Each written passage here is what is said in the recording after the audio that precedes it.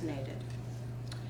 Because when individual residents take these steps, we know that it increases the health of our entire community. I am now going to turn the podium over to Dr. Wada, who will give you some more specific information about what we are doing in the county. Thank you very much for being here. Great, thank you, Chairperson Wolf, and thank you all for coming. My name is Dr. Takashi Wada, and I'm the Director of the Santa Barbara County Public Health Department.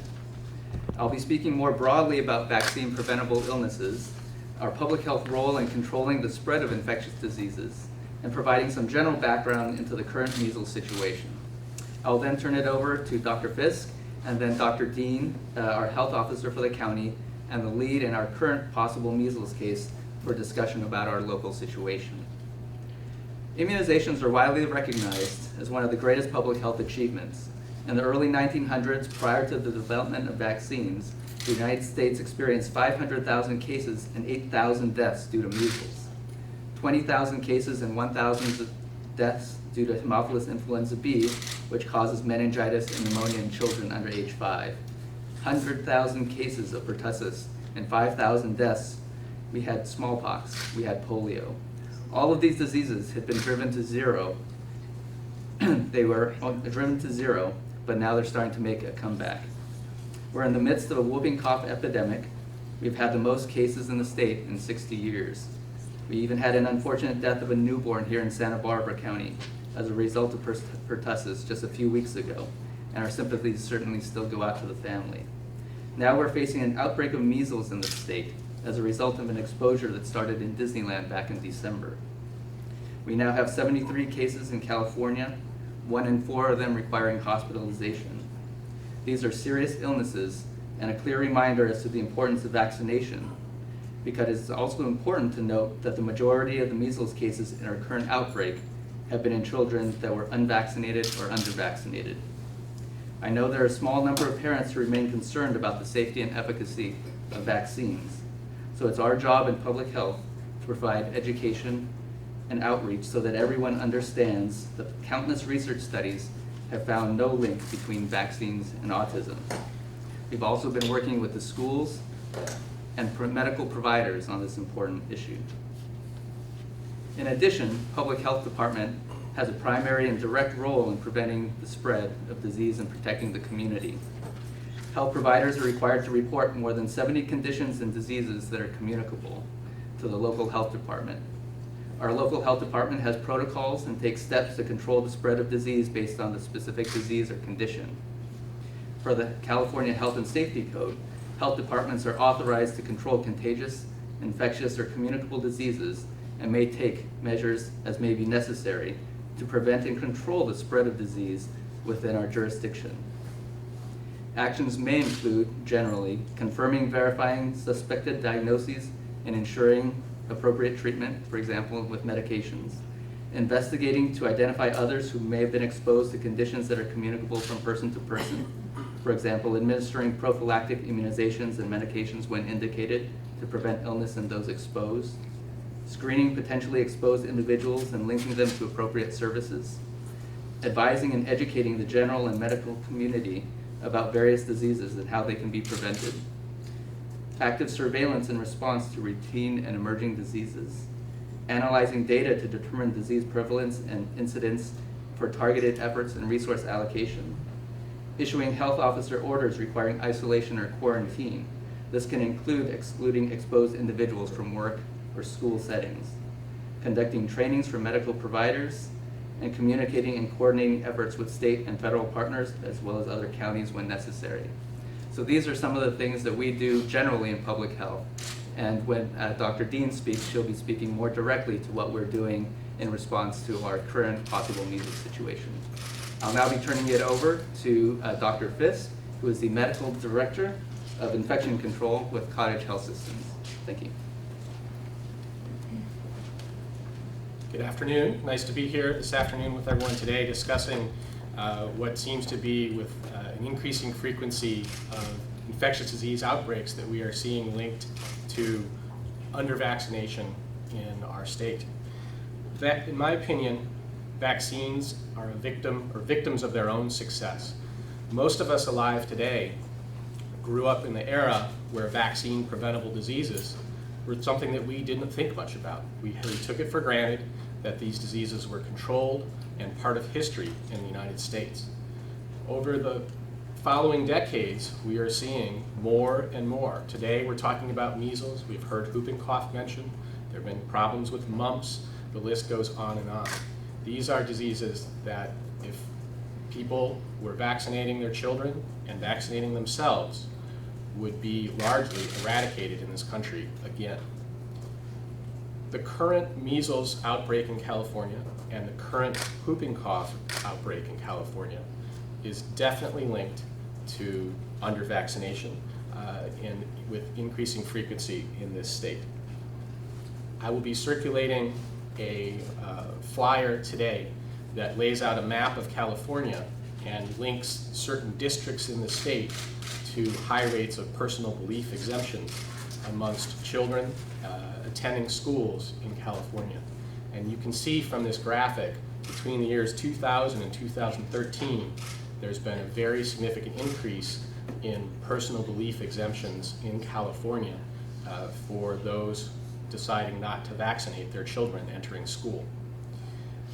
This underscores the issue why we're here today.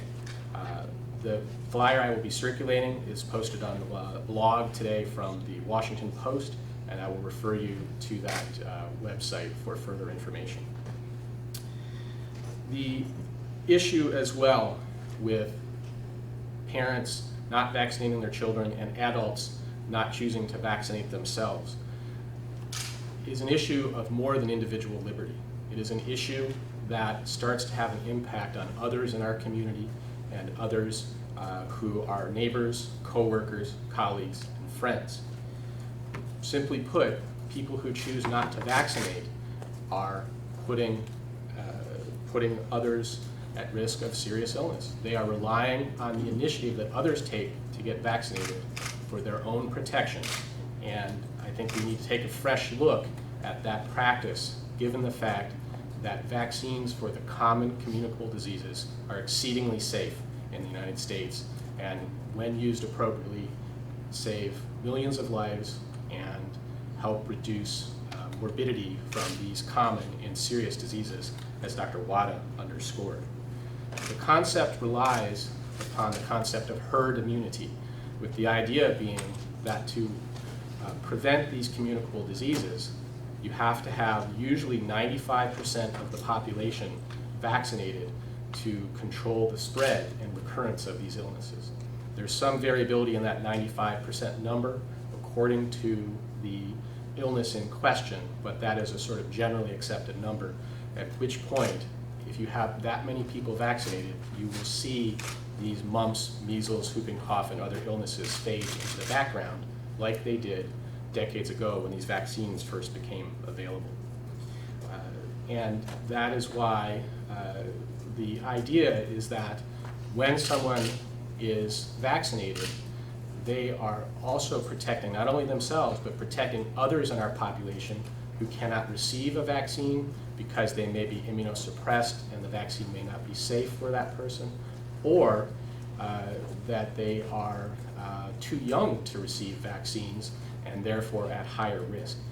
Infants do not have as robust a response to vaccines as adults do because their immune systems have not matured, and therefore infants are at particular risk because they're unvaccinated and their immune systems may not fight off illnesses as well as others who are somewhat older.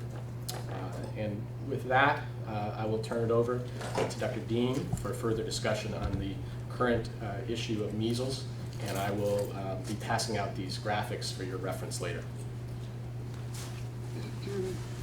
Thank you, Dr. Fisk. I'm Dr. Charity Dean. I'm the health officer of the Santa Barbara County Public Health Department, and I'm going to talk a little bit more specifically about what's going on with a possible measles case in Santa Barbara County. I want to begin by saying that due to the measles outbreak all over California, the approach that's being taken in Santa Barbara County is very similar to that that's being taken by other counties across the state. We partner very closely with the California Department of Public Health and with the Centers for Disease Control. And in that partnership, we receive direction and advice. I want to say about the current possible case that there is one possible case of measles in Santa Barbara County. I can tell you that the Public Health Department is being very aggressive in how we approach this case. And let me give you some details on that. When we were notified that there was a possible case of measles, the priority for us is making sure that the community is safe and following our protocols to ensure that safety. What we do is we immediately isolate or quarantine anyone who is suspected of having measles, along with close contacts who may have had high exposure to that case. This is done even before we have test results back, because the safety of the community is such a high priority to us.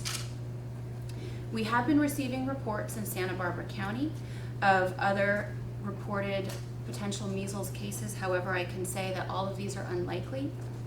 So at this time, there's only one possible case that's undergoing evaluation. We do not have those test results back. There are many viruses circulating right now in Santa Barbara County and across the state that can cause a fever and a rash. Because there are so many different viruses circulating that can cause a fever and a rash, we expect that there will be cases reported to us that need to be evaluated for measles. We take each case very seriously. We evaluate and test each case in partnership with the California Department of Public Health. However, some cases that are reported are very unlikely. And this is the time of year when there are other viruses circulating that can cause fever and rash, particularly in children. It would not be a surprise to have more potential cases reported, and as I said before, the vast majority of them have been unlikely. But because of the circulating viruses, that's always a possibility. What we do when we have a possible case of measles is we immediately begin working very closely with any facility or institution who may have had exposures. So one of the first things that we do is to immediately begin a partnership with that facility or institution and identify every single person who may have had close contact or exposure to the possible case. And again, this is something we do even before we have test results back. We want to be proactive. We want to get out there and protect the community. So as we identify these people and provide possible testing or possible prophylactic measures to these contacts, public health is doing something called a contact investigation. This is a core part of what we do. We are very aggressive and we're very quick when we go out into the community. We have an excellent staff that's well trained in doing these kinds of contact investigations. Right now, the recommendations to the public to ensure public safety and the stop of any spread of communicable disease would be make sure you're up to date on your vaccinations. Make sure your children are up to date on your vaccinations. Regarding the facilities or institutions or possible contacts to this possible case, I can tell you that public health is in the process of contacting every single one of those people, of working closely with the facilities to identify who they are, and of providing the measures necessary to boost that person's immune system or protect the public or provide any prophylactic measures that we can.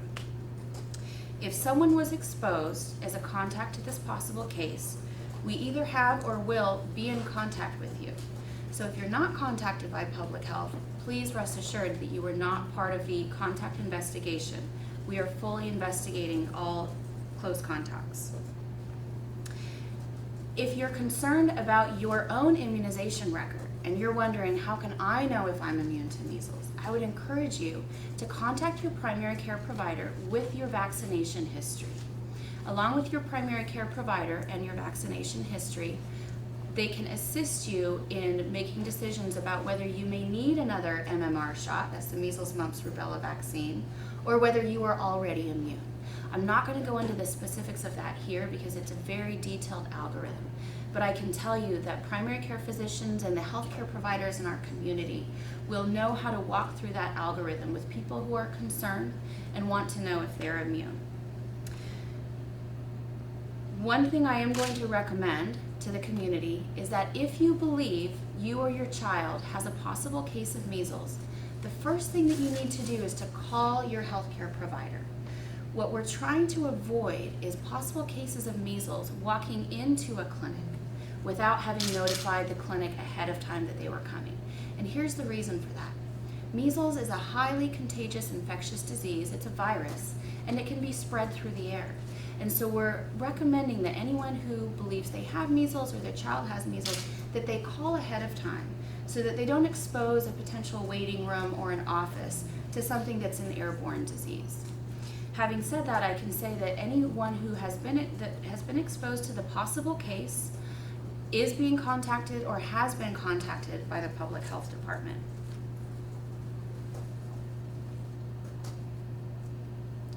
I believe that's it from me, and now I think we're going to open it up to questions. One more piece. Thank you.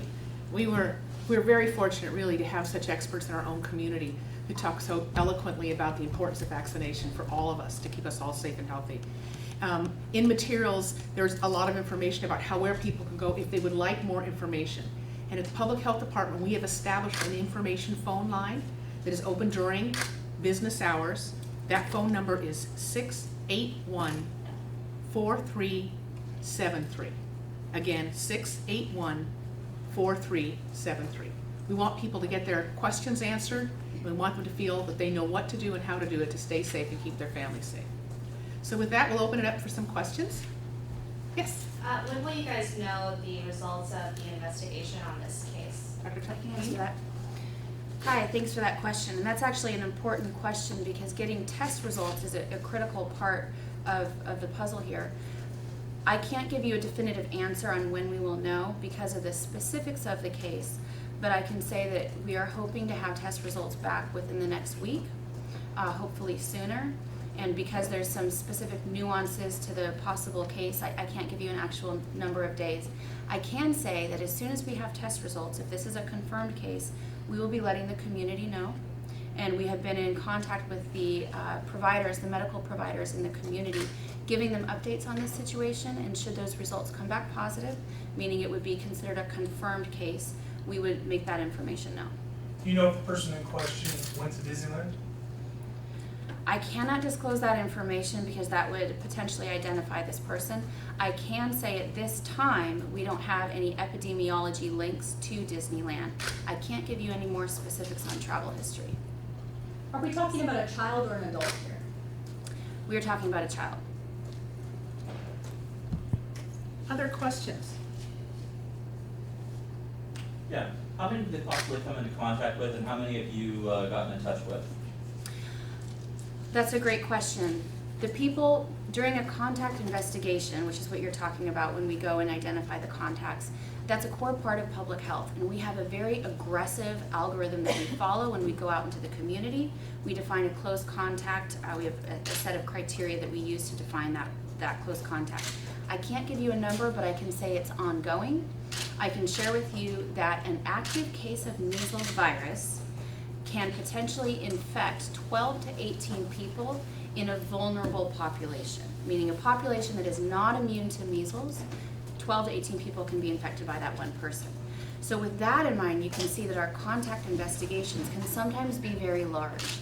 We're overly cautious, we're very aggressive. So we have numerous people that we're including in this. I wish I could give you a number today, but that's ongoing.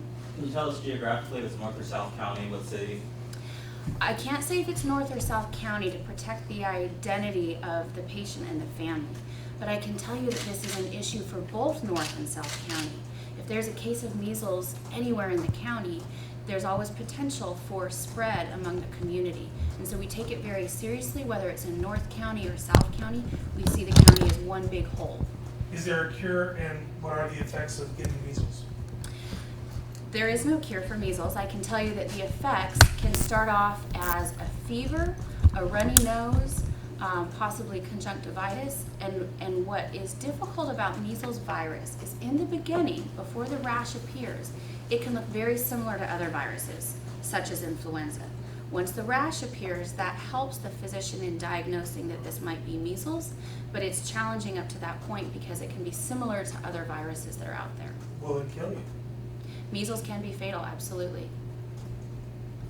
What was your reaction when you first heard that there was a possible case? We've been kind of seeing it coming up the California coast. When you heard it possibly is here, what was your first reaction? Public health has been very hypervigilant in this county, watching for potential measles cases. We started communicating with the providers, sending out provider alerts some time ago to let them know to think measles and be on the alert.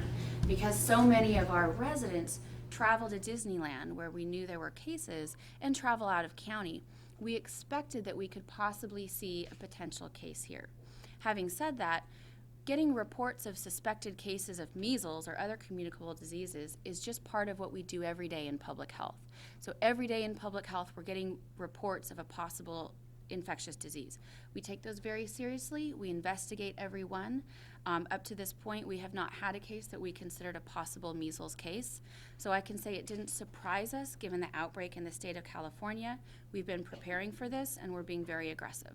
What happens when we do have a case of measles? Well, is there a quarantine, or what happens to that person who has measles? That's a great question about quarantine.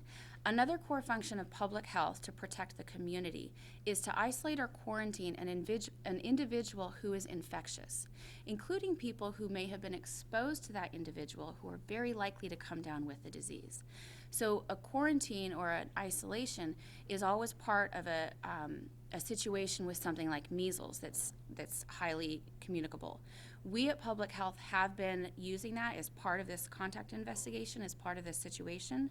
I'm not able to tell you who or where or how many, but I can say that's just one of the things that we're doing to protect the broader community.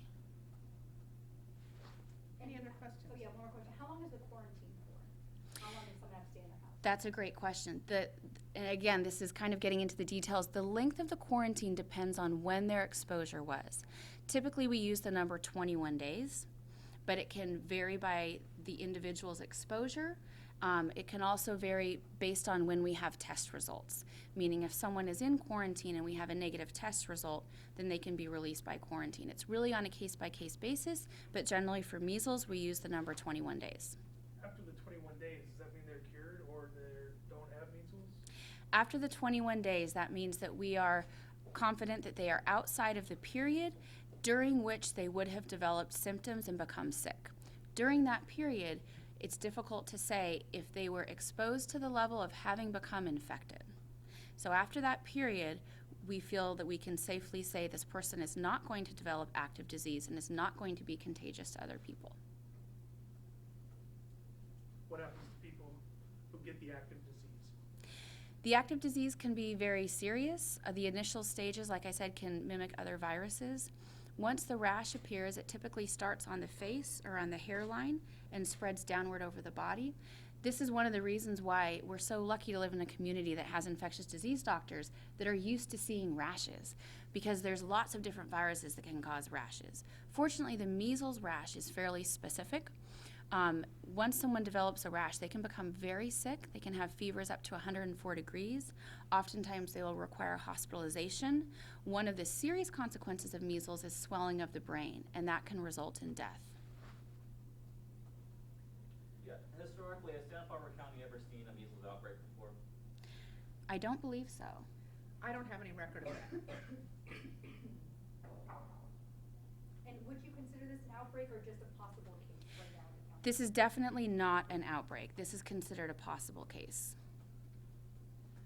Thank you for coming. We appreciate your attention and focusing on this important issue. And our physicians and our experts will be here if you want to meet with them individually for a little bit. So thank you.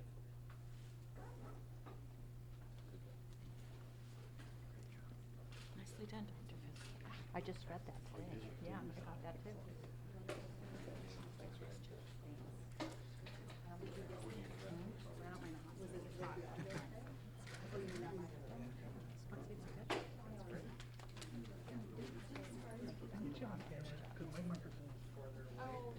Oh, sure. Dr. Fisk, thank you for coming at short notice. Good to see you. Good to see you. Dr. Water, can I ask you a quick question? Okay, let me grab this microphone right here.